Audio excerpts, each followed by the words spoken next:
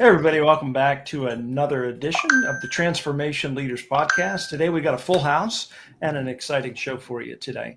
We're going to be talking to Court and Sean about a lot of really cool stuff that is happening in crypto and things of that nature. A little bit of departure from the AI stuff, but we really wanted to get in and kind of talk about a lot of really great cutting edge technology that you may or may not be aware of. And Sean is going to talk to these guys, and I'm going to play the role of the audience today because this actually is an area that I don't have a whole lot of expertise in. So I'm really interested to find out from these guys exactly kind of what they do, how they do it, and why it's so important to the audience and to you, especially for those of you that are leaders and trying to figure out your way around the crypto landscape. Sean, you want to take us from here? So I'll kick us off here. So emerging technology is one of those things that whether it be AI, whether it be blockchain, whether it be Web3 or DAO, all these wonderful concepts.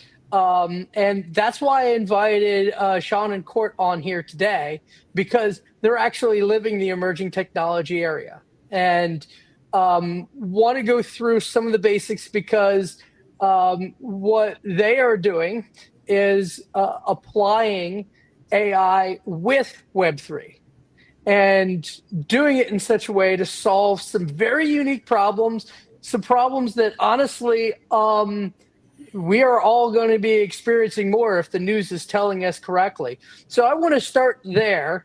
Sean, can you introduce yourself and what you're doing today, and give us a basic understanding of how you started this?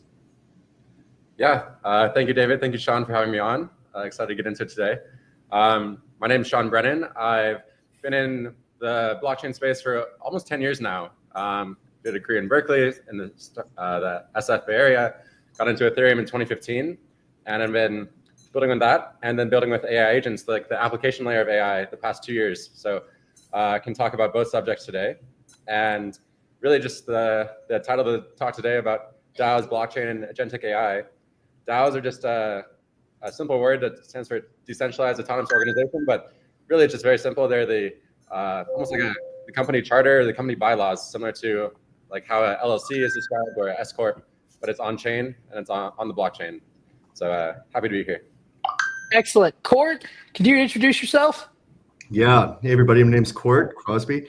I came from the infrastructure networking side and moved over to UI UX and worked with chatbots, conversational AI, and have transitioned into working with a company that's in machine learning with data scientists that's focusing on life sciences, healthcare, and pharmaceutical research and how to get that into the hands of more people in the new technology. So agentic science plays into that as well. Yep. So I started hearing some really important words. First of all, number one, agentics. David, I assume you know what agentics are, right?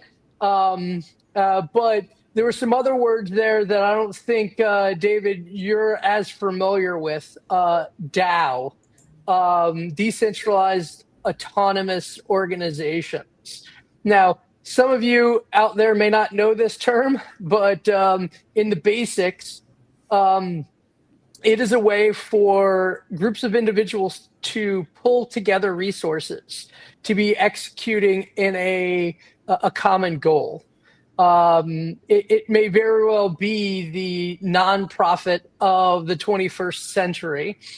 Famously, if you all can look up on Wikipedia, the Constitution DAO, a group of people came together to fund buying a copy of the Constitution so that it wouldn't be in the hands of just governments. It would be, quote unquote, for the people.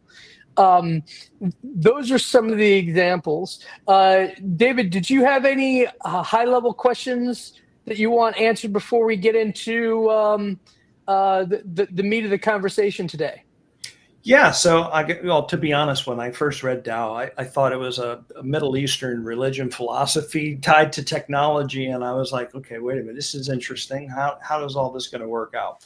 But then Sean and I have also worked historically and previously over the last couple of years on smart contracts and different types of technology.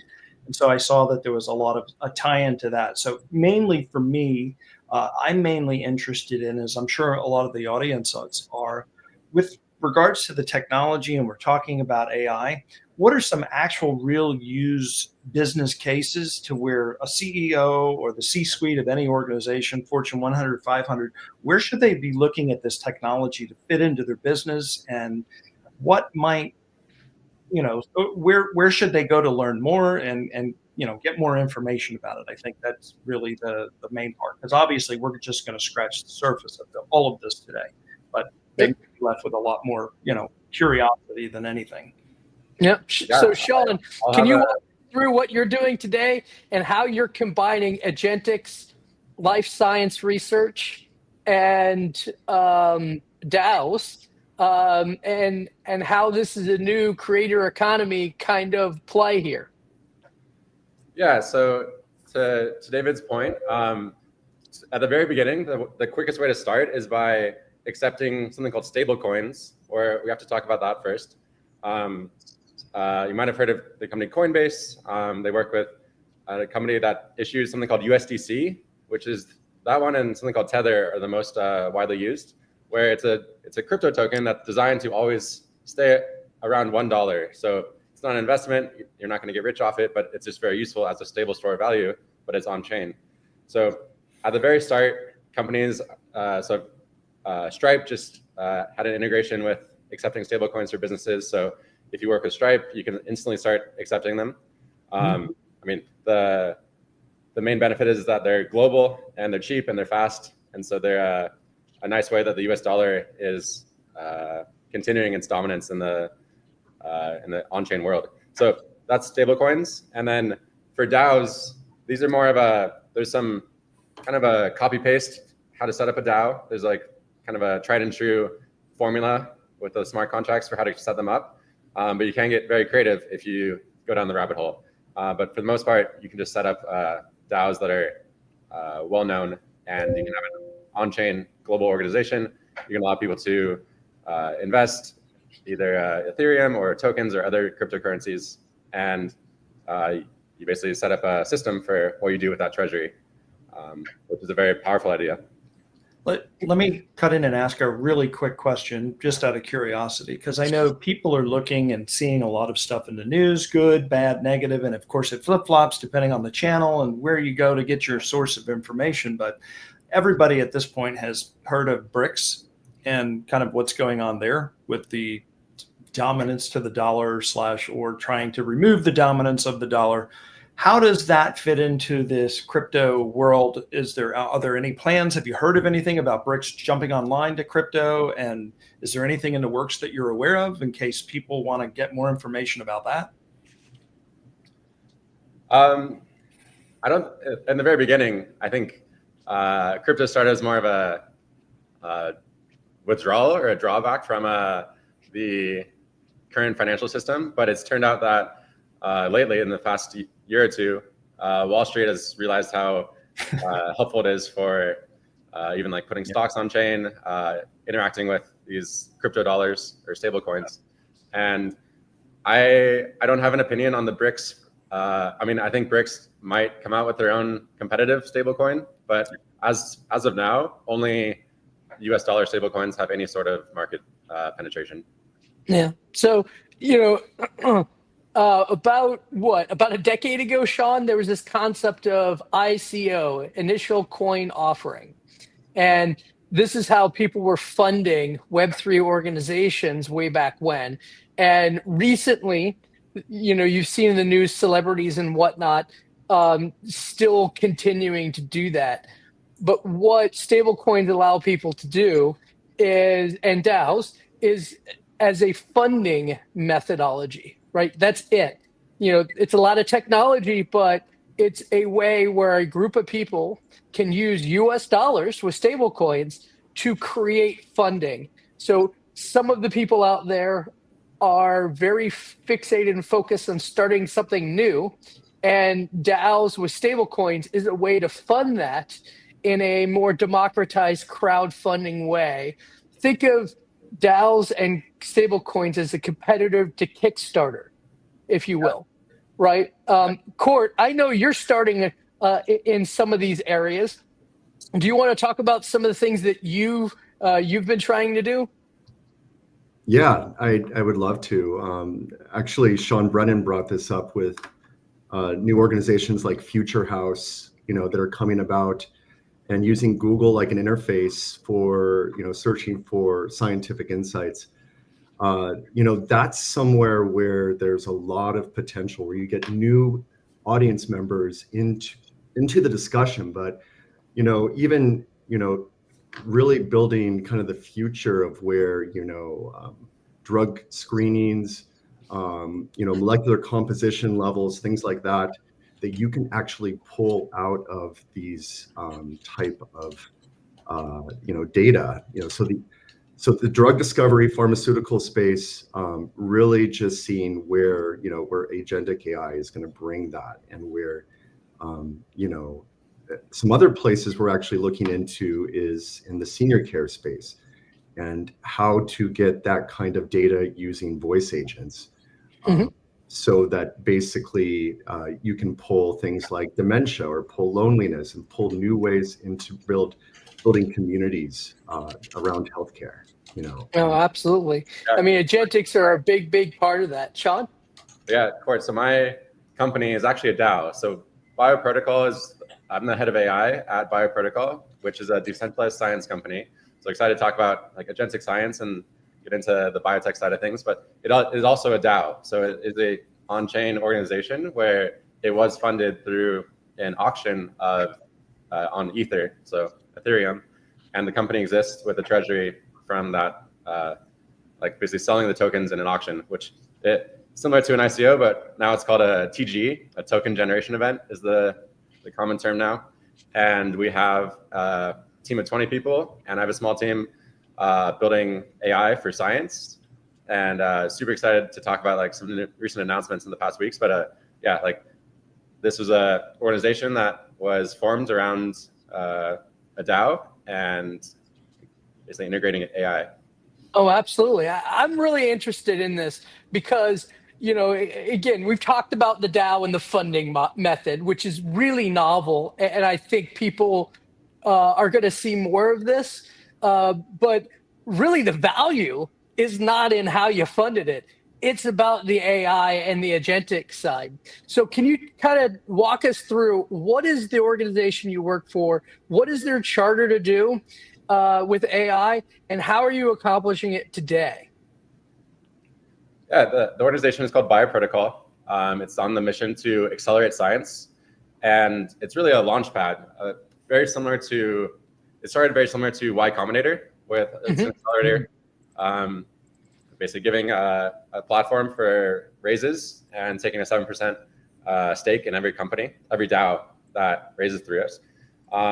That evolved a bit, and so now we're finding a new way to create a fleet of agents that provide a useful service, and that useful service is very close to what ChatGPT was like for people to use 2 years ago, than what Cursor was like for programmers 6 months ago, and we're just seeing now.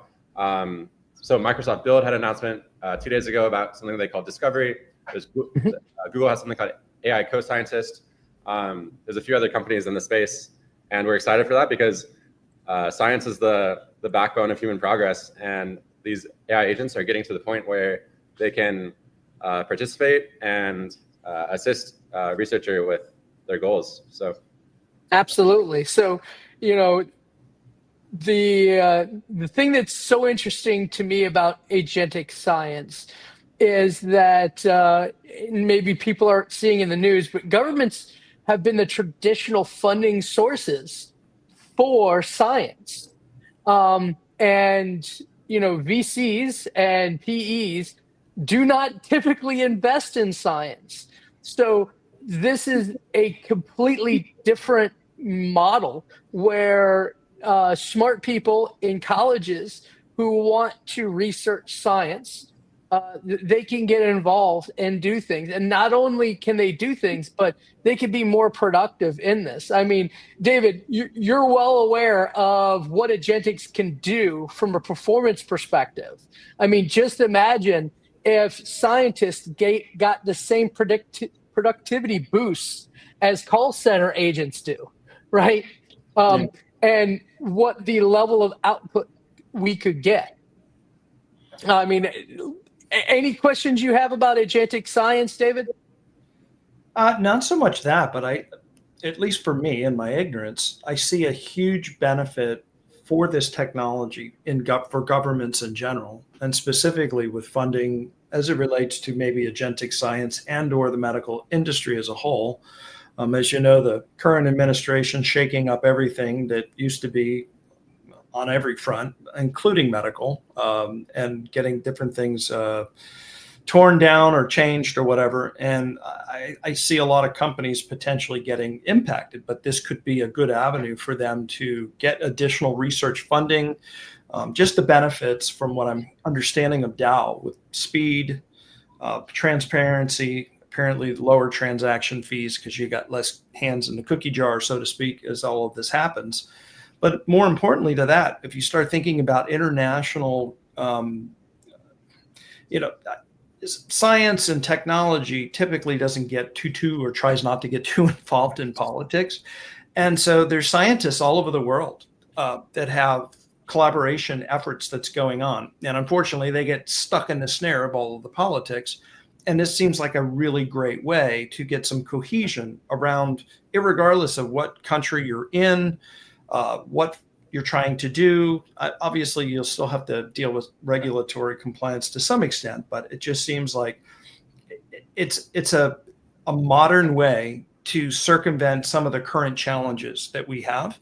And more importantly, trust is at an all-time low. So the transparency aspect of this alone, just 86 is a lot of that in there. So I'd be really interested to know if you're in, in medical or in the government side of running international programs, where do these types of folks that are interested in a technology, where do they go to get more information about how to set something up or inquire about third parties to, have a consult essentially to get going?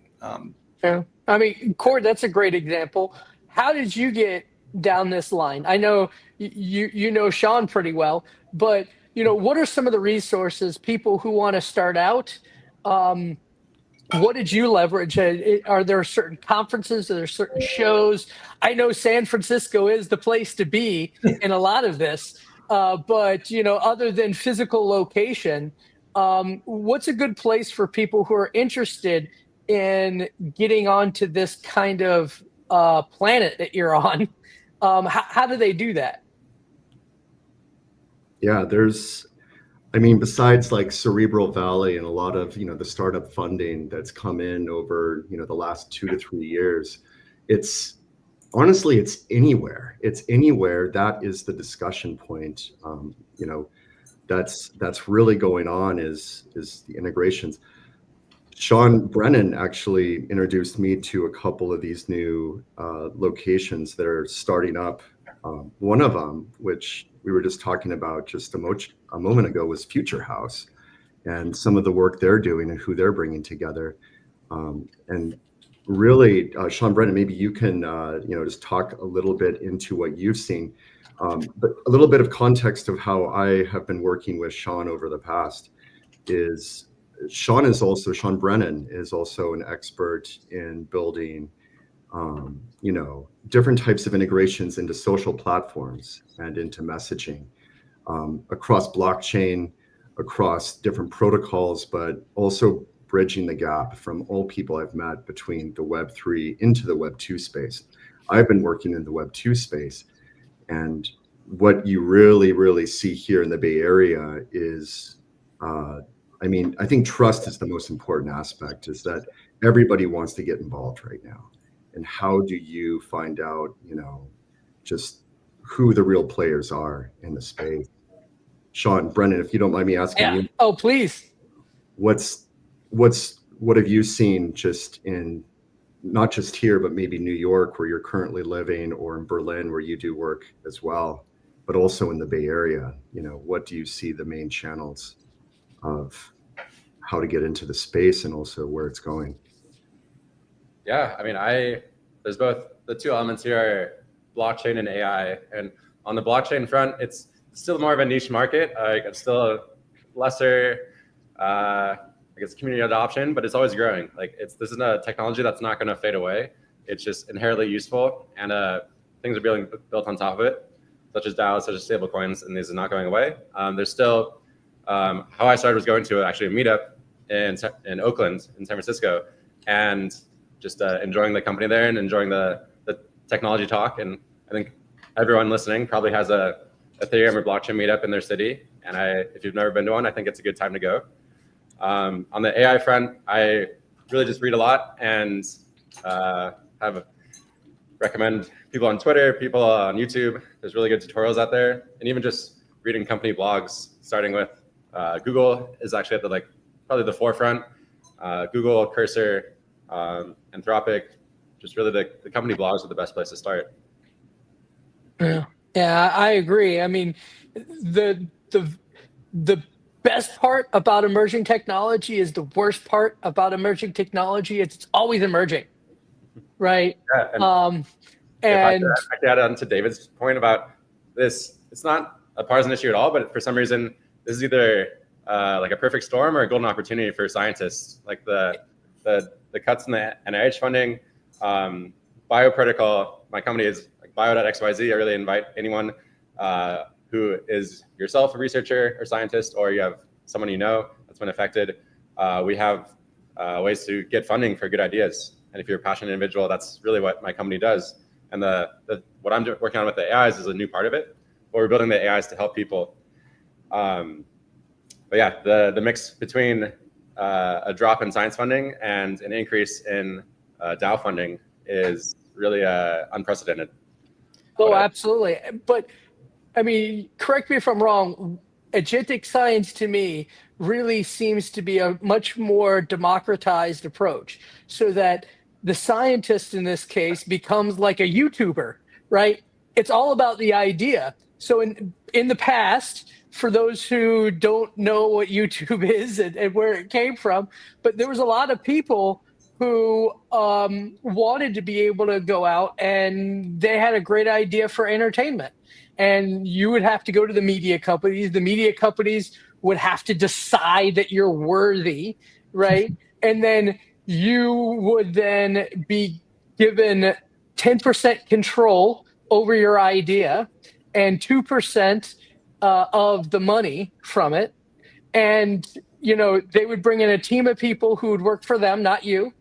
And you would have to accomplish this. Now, just transpose that concept into the role of the scientist, right? The scientist has the idea. They understand what the research needs to be done. They understand what the outcome could be. And if you're using AI to essentially be the resources that you're going to use to do the research, and then you're being funded by a DAO of common people who are all just trying to advance great ideas, and your currency is your idea, there's less fingers in the pot, I think David said. To me, this is an amazing opportunity for people who are scientists, who want to be scientists, to be able to grow their idea, control their idea, and profit from their idea, as the rest of the world will profit from. Yeah, it's the fun, like the blockchain funding part is, I think that's more straightforward maybe to the audience. The idea of agents doing science, at least to me recently, until recently, was very hand wavy, sounded pretty sci-fi. Maybe it happens in 5 years, but there's 3 sites that I would really invite the audience to go to. One is Google. It's called Google AI Co-Scientist. Google has a program where you can chat with it, kind of like ChatGPT, and it helps the scientists do that. The other one is what Court mentioned, called Future House. They're like state of the art in the space. A team based out of a nonprofit based out of SF. They're amazing. And the last one is actually, I saw a demo. It's not live yet, but the team out of Stanford, a lab out of Stanford University, built an agent called Biomni, BIOMNI, .stanford.edu if you want to check out the site. And it's really world-changing stuff. Basically, if you check out those three, and you'll be more of a believer in how agents can affect science and improve the rate of science. Yeah, I mean, David, what is your thought about the whole agentic science thing? I mean, is it easy to understand? I know I'm a big cheerleader. When I first heard the idea from Sean, I immediately got it, and I'm like, Yeah. man, you got the tiger by the tail is I think my comment. David, I know you're coming into this with fresh eyes. What are your thoughts? So I think it's a lot of everything that we've been talking about, irregardless or irrespective of industry. Agentics, period, can just simply take any part of the workflow and process done at the task level, scaled out, to whatever degree is possible, until a human has to get involved. But it just seems like this is yet another application for that, where I'm sitting here thinking, everybody tries to grok things from their point of view or perspective based on experience. I've got probably about 6-7 years in economic development in FDI, foreign direct investment. So a lot of what I'm hearing here and the way that all of this is working, I just actually quickly looked something up because I knew I heard of something before. And apparently back in 2003, the World Economic Forum had created a DAO toolkit for these types of things. And I'm just wondering if the agentic sciences can tap into that FDI, plus what the WEF might have in place for this. There's a huge opportunity for, again, global organizations, global funding, path of least resistance. I'm just curious on how all of that works. I don't mean to ask Sean a question you may or may not even be prepared to answer or no, but I'm just spitballing here. Have you run across anything with this DAO from the WEF as it relates to agentic science and foreign direct investment? Have you heard of any of that, or have you experienced any of that? Or I mean, 2003 is ancient. I mean, right. That's Moses days of blockchain, isn't it, Sean? Yeah, that's pre-Bitcoin. But maybe if they have a program in place for funding like good scientific ideas, like a lot of governments or organizations around the world want to fund good ideas in science. And yeah. I think what these enable is going through the idea maze. Like there's a startup idea of the idea maze, and it also applies to science. And I think projects can more quickly map out either things to test, the total addressable market of eventual products, and then if they submit a request for funding to the WEF, I mean, these tools help you do that faster and can make a better proposal. Oh, I agree. So, want to talk a little bit more about getting started in this area. I know there's a couple use cases, Court, that you were looking at. Do you want to pick one of those and let's talk about it in detail? I just think we need to rationalize this more for our audience so that they understand a working example of this. Yeah, I mean, okay, so the space that I've been looking into, I mean, there's quite a bit. I'm not working as much on the DAO side. I'm working more on, the research and how to get this data so it's in everybody's hands, and how to use the agentics around that, and also to gain insights. So, APIs, working with pharmaceutical companies, looking to work with CMOs, different players that are looking to aggregate data for these pharmaceutical companies, how to get them in their hands quicker. That's something that I'm working with. So that might be a little bit outside of what Sean Brennan's working in. No. I mean, like I said, we've talked a lot about the funding, and that's a certainly interesting part. But the agentics for research are equally interesting to me. Like I know that one of the use cases that I've read that I found super interesting was around off-label usage for drugs. So one of the biggest issues of getting drugs into the hands of patients and curing people is you need to make sure that those drugs are safe for human consumption. Well, we've already approved, at least in the United States, tens of thousands, maybe hundreds of thousands of different drugs. What AI can do is recommend in a recommendation engine, like based upon a certain disease profile and based on knowing those 200,000 drugs, what would apply the best, right? What are the first 5 that you would want to do a simple safe trial with for people who have a certain disease? And moving it beyond the healthcare, some people get weirded out because we just got through a pandemic. So we could even talk about in the area of building science.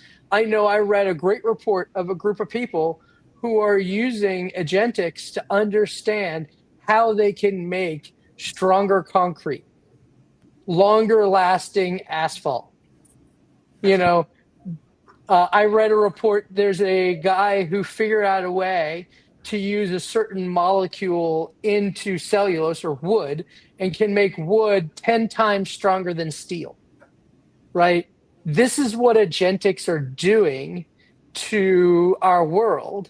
Is before, the juice wasn't worth the squeeze. If somebody had a really wild idea, like, I want to take wood and make it stronger than steel, right?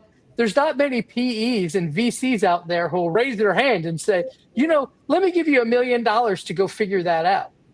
But with Agentics, there's plenty of people who will raise their hand and say, I'll give you $75,000 worth of AI tokens to go pursue that.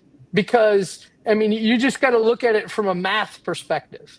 Number one is the cost to do the research is significantly lower with Agentics. That's one. Number two is fewer people involved means more control for the person who had the idea. And then number three, fewer money and fewer people involved also means that the profitability for the people who are involved will be significantly higher. So this would essentially fragment research in a good way. There'll be more ideas will get funded, more opportunities, more bites at the apple for scientific progress. And I'm really, really excited about, Sean, what you're doing, what your team is doing. Do you have any particular use cases that you would want to talk about on this? Yeah, so something you said, there's the expression, 1 million monkeys typing on typewriters for 1 million years will create something of value. And we're now at the point where you can have 1 million agents that have a PhD level understanding the world, all coming off the ideas. And so I call this idea the throughput of thought is increasing, where there's just more ideas out there in the world. And we set it up as sort of a tree structure or a filter where at the start there's many, many ideas, and then the best ideas are ranked, and then those ideas are further analyzed, and there can be a human in the loop giving some expert opinion. And there's a way of sifting through all the ideas generated with, in our case, these are hypotheses, these are scientific hypotheses that AIs generate. And it's just, I think every industry is encountering this in some way, but science in particular is suited to just a lot more ideas being generated. And the superhuman aspect, in the past, if say you're an expert in molecular biology and then you talk to an expert in chemistry, you put 2 people in a room together for a few hours and they kind of can jam and riff and see what they come up with. And that's usually the meeting of 2 expert minds is where, the intersection of fields is where recent inventions it's fruitful ground for inventions.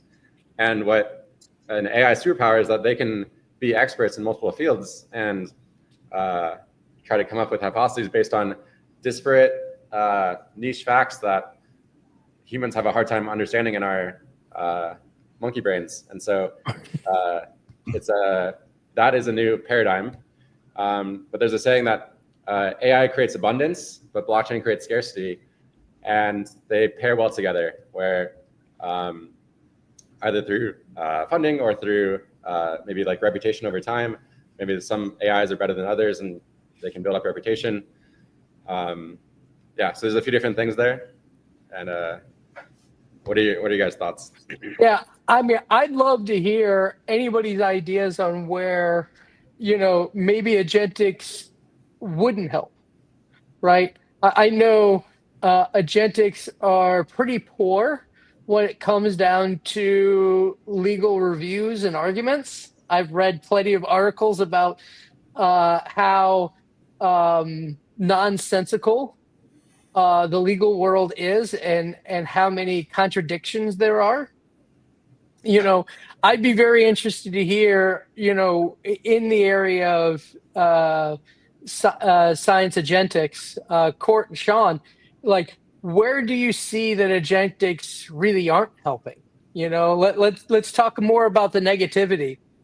What are the parts that there is no heavy lifting?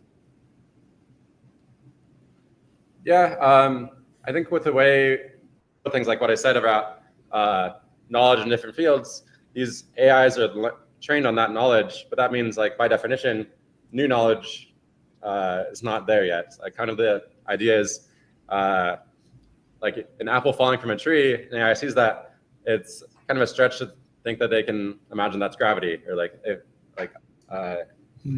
connecting those ideas. So they're not perfect yet, but they don't have the inspiration, is what I'm hearing, right? Absolutely. And I would imagine it's kind of like a peanut gallery situation, right? Where, the crazy mad scientist, no pun intended, has the idea, right?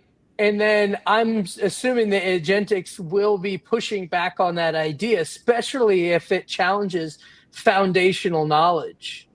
This is why the education system has the tenure approach, where, you can, after you get tenure, you can basically proclaim new weird ideas in the marketplace of ideas. Court, do you have a thought? Yeah, another thing is multimodality and the access for agents to gain, different data and different data points that have never come together before. I mean, if you're looking at life sciences like DNA and different ways to look at disease as well, and how to get that into different types of graphs, but also how to access those multimodality points through an agent. I think that's one that we need a lot more develop, and probably more research, probably more users to work in that space and to bring it together. But that's something I'd like to see personally. Yeah. Oh, absolutely. I mean, David, I'm sure this. This is, when Moses came down the mountain, it said garbage in, garbage out. When it comes down to data, I think it is the Achilles heel of all AI, is the quality and curation of data. And I was having a conversation with a buddy of mine this week, and he's like, "Is it really going to be? It's going to be AI and automatons?" And I'm like, "No, we're all just going to be supervisors." Yeah. I mean, it's going to be our judgment. We'll be spending all our time doing thumbs up, thumbs down. I think you're going to wind up with disruptions in agentics as it relates to sciences, just like you see in any other industry. And you hit the nail on the head earlier, Sean, when you talked about legal, where all of these things come into, I guess, friction, is when you start having an industry that is full of biases, or an area of whatever it is that you're doing that has biases in it. AI is going to either amplify it or it's going to destroy it in one way. The other thing about to what Court was talking about, that was a very methodical, very mathematical, very scientific level approach. And this is where I think it's going to go in leaps and bounds. The other thing that I was seeing the other day is that a lot of these industries that are being affected by AI are capitalizing on one thing. And I for the folks in the business, on Sean and on Court's side, I'm seeing a lot of businesses take their industry, their area of expertise, and this might even be a job for just academia as a whole, especially in life sciences, to come up with I'll use the latest buzzword, MCP, which is Model Context Protocol, to essentially be a proxy or a gatekeeper in front of all of these APIs. So if you have a lot of these repeatable processes, a lot of these agentic processes, throwing the complexity behind that, and then having either an ISO level org to create standards and say, listen, this is how it's done. This is best practice. This is whatever. It's completely up to them whether or not to use it. Now, whether you put a for-cost model in front of that usage of that MCP is completely something, up to whomever.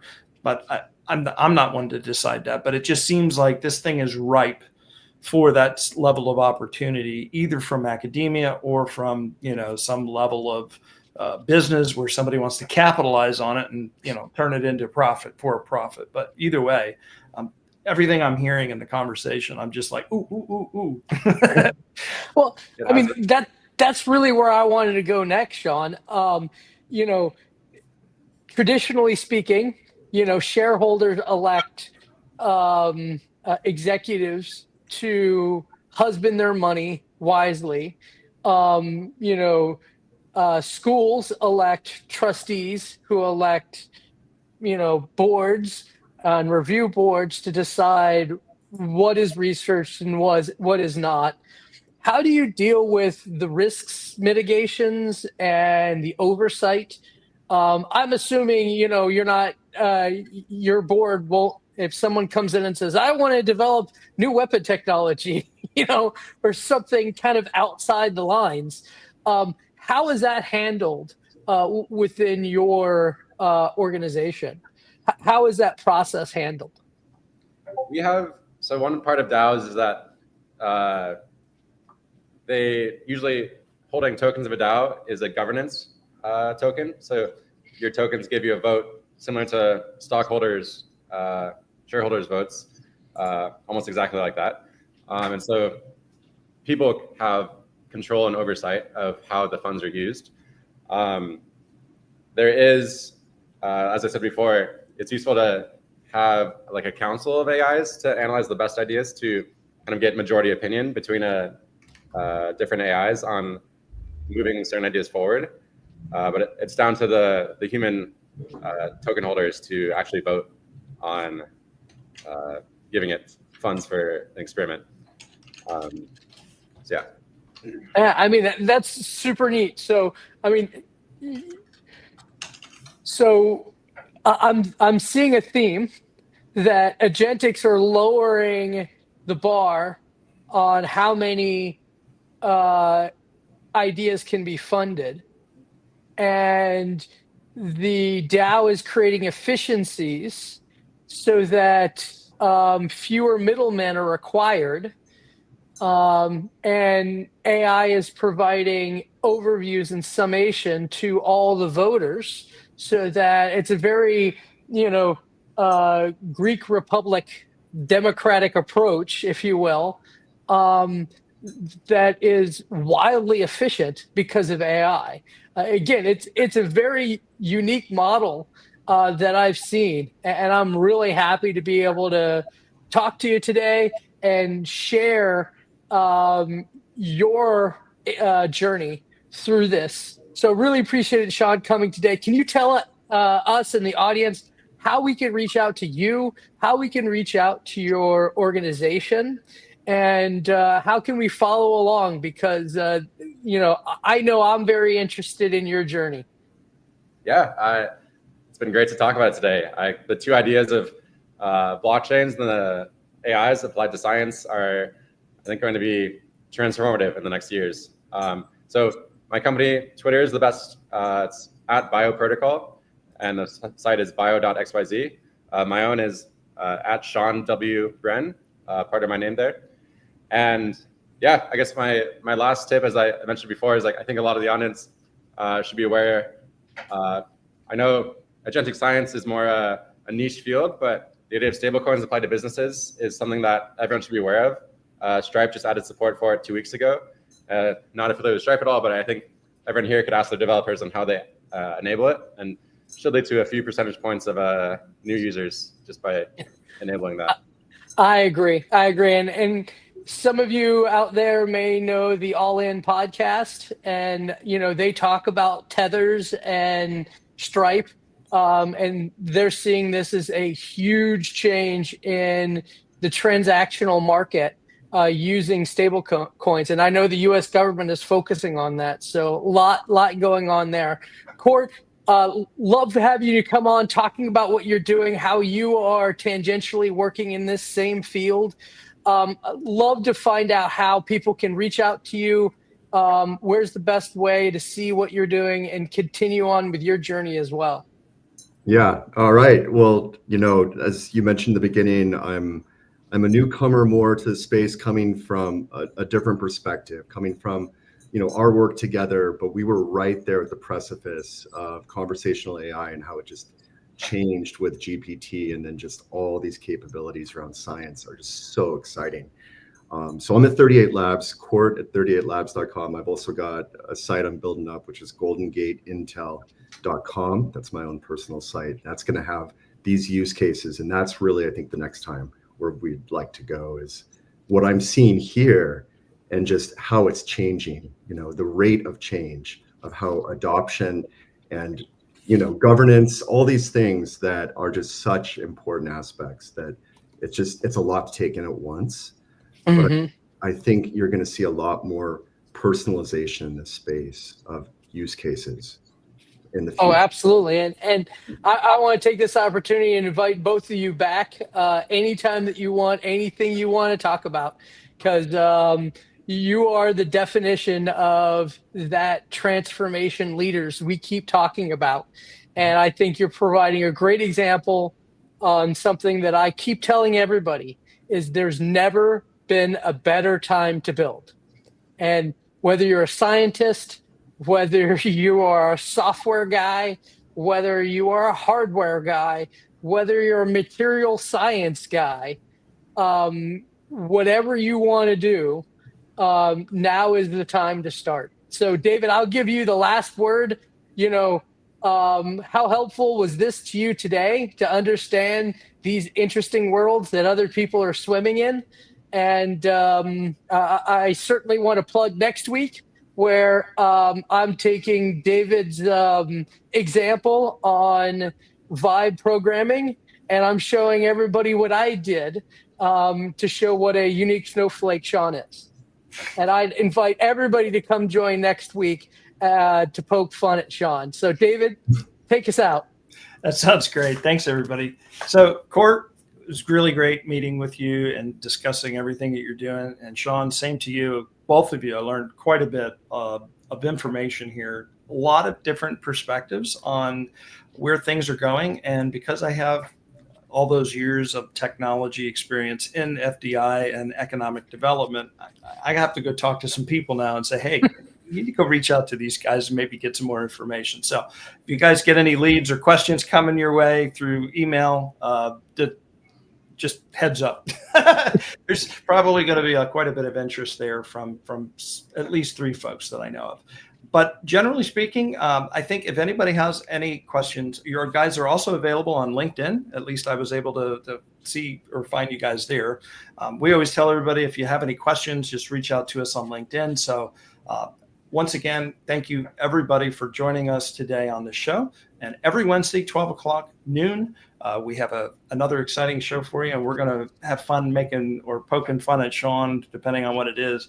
I don't suspect that that's the case, though. I think he might come around the corner and teach me a thing or two and wow us all with what he's been able to build. He's been talking a little bit about it, so it'd be really interesting to see what kind of use case he came up with. And I'm sure there'll probably be an IPO in the next couple of months over that. But in any event, thanks everybody for taking the time. Thank you, Court. Thank you, Sean. It's been a pleasure again. Thank you, David. Thank you, Sean. Thanks, Sean. Thanks, everybody.